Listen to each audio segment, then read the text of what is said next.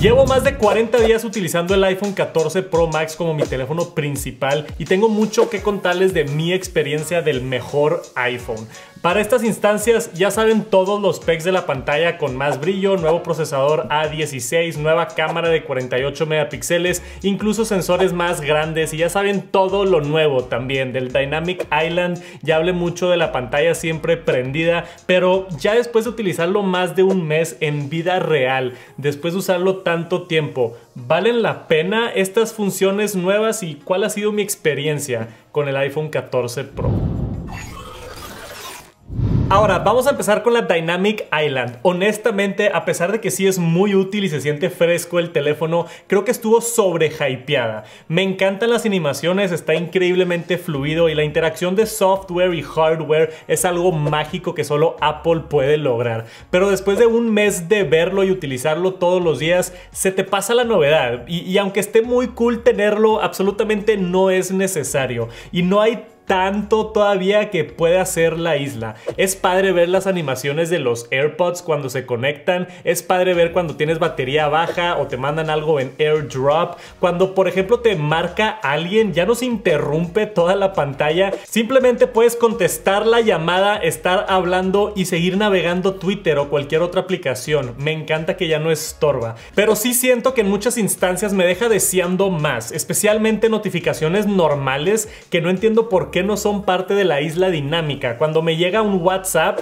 se siente extraño que no llegue a la isla dinámica y llegue como una notificación normal. Me encantaría que Apple desarrolle todas las notificaciones para que en realidad se haga un centro de notificaciones, la isla dinámica. Pero le tengo que dar un shoutout específico a una aplicación que se llama Structured, que lo he implementado muy bien. Me ha ayudado a mí tremendamente a organizarme y hacer lo que quiero ponerme a hacer durante el día. Me pongo ciertas tareas con ciertos límites de tiempo y la isla dinámica me está constantemente y en tiempo real recordando cuánto tiempo me queda para cumplir dicha tarea. Entonces, si me voy a Twitter o me voy a Instagram a gastar tiempo, puedo ver arriba en la isla dinámica cuánto tiempo me queda. Y hay un par de aplicaciones que aprovechan muy bien la isla dinámica, pero yo quiero ver más de la isla dinámica porque lo hacen muy bien las pocas aplicaciones y las pocas funciones que tiene. Que por cierto, también me di cuenta de un secreto de la isla dinámica bastante útil. Puedes esconder cosas si no las quieres ver y siguen activas atrás. Por ejemplo, en música, si no quiero ver en todo momento la música,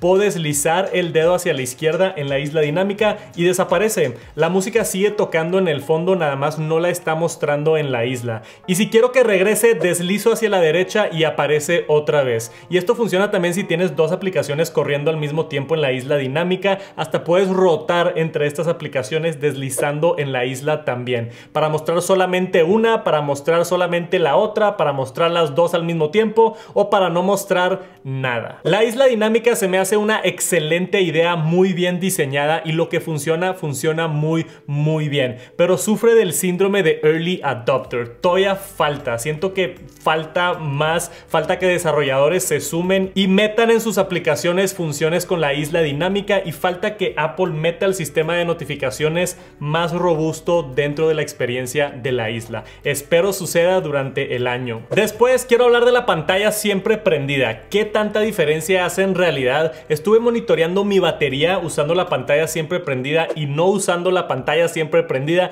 y en realidad de mi experiencia la diferencia es entre 3 y 8% dependiendo de cómo la uses. Gente normalmente piensa que si tienes una pantalla siempre prendida todo el tiempo va a estar prendida y gastando batería, pero en realidad no. Si el iPhone está en tu bolsa, la pantalla se apaga por completo. Y lo que más me gusta, si lo pones boca abajo en una mesa, se apaga la pantalla también. Entonces yo me acostumbré a poner el iPhone boca abajo cuando no quiero ver la pantalla y no quiero ver notificaciones, no quiero que nada me moleste, pero la pongo hacia arriba si es que estoy monitoreando algo como un timer, por ejemplo. Me gusta poderlo tener siempre visible en todo momento para checar checar la hora o ver las notificaciones en vivo que se actualizan en tiempo real. Y yo con el iPhone 14 Pro Max, yo no tuve problema. Como quiera acabo el día con 30% de batería, excelente batería en el 14 Pro Max, por cierto, pero ese 5 o 6% que usa la pantalla siempre prendida no me molesta a mí en lo absoluto, pero creo que sí es algo que tiene que considerar. Dependiendo de su uso pueden medir si le sacan el provecho o no. En mi caso me funcionó muy bien. Y como dije, fuera de ver la hora de repente en la pantalla siempre prendida, yo creo que ya le sacó todo el jugo con iOS 16.1,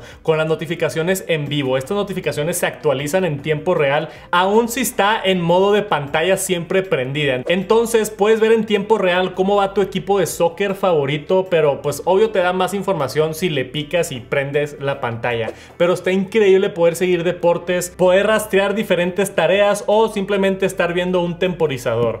Ahora, las cámaras. Después de usar el iPhone 14 Pro más de un mes, me di cuenta que las cámaras mejoraron mucho más de lo que pensé, especialmente la ultra angular. Antes no tomaba muchas fotos con la ultra angular porque perdía mucho detalle o se veía medio sucia la foto, y ahora salen con mucho más detalle, casi al par que la cámara principal. Ya no me limito, si quiero tomar una toma más abierta, cambio a la cámara ultra angular y sé que será casi la misma calidad que el sensor principal. También el modo macro mejoró bastante, mucho más detalle que en el iPhone 13 Pro, y eso me sorprendió que Apple no lo mencionó. Si quieren ver una comparación de cámara entre el 13 Pro y el 14 Pro, les dejo un video abajo en la descripción donde comparé a fondo todos los detalles.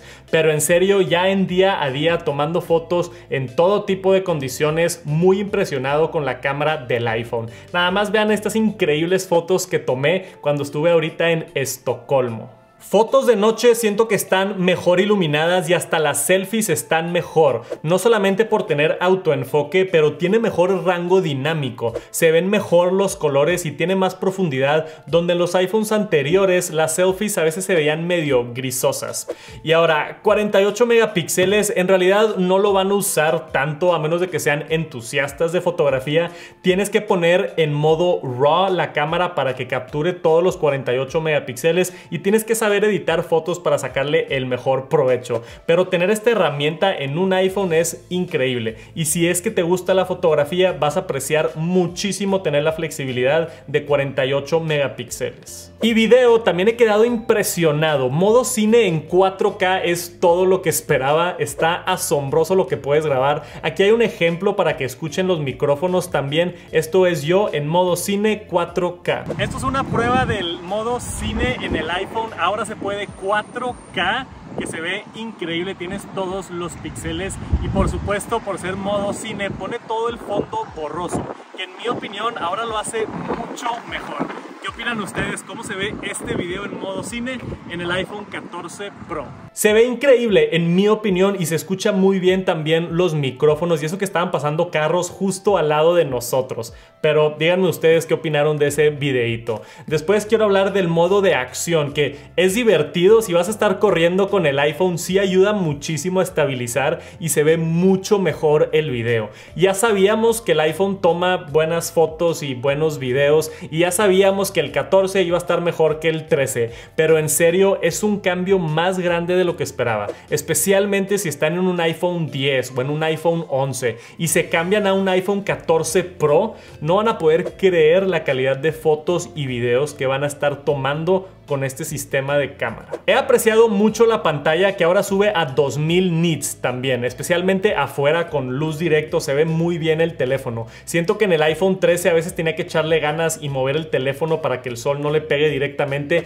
y ahora con el 14 no es problema.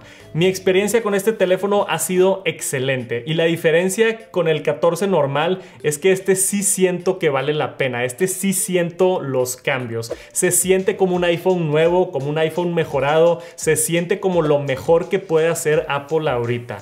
Por supuesto, viene con ese precio premium también, pero si quieres lo mejor del mundo de iPhone, es esto. Y si te dedicas a crear contenido o te gusta mucho la fotografía, es este. Y si simplemente quieres uno de los mejores teléfonos en el mercado, es el iPhone 14 Pro o Pro Max. Y si quieres ver por qué no me gustó el iPhone 14 normal, no te pierdas mi review de ese teléfono. Te lo dejo por aquí arriba para que vayas a verlo. Muchas gracias por acompañarme hasta el final del video y espero nos veamos pronto. Peace.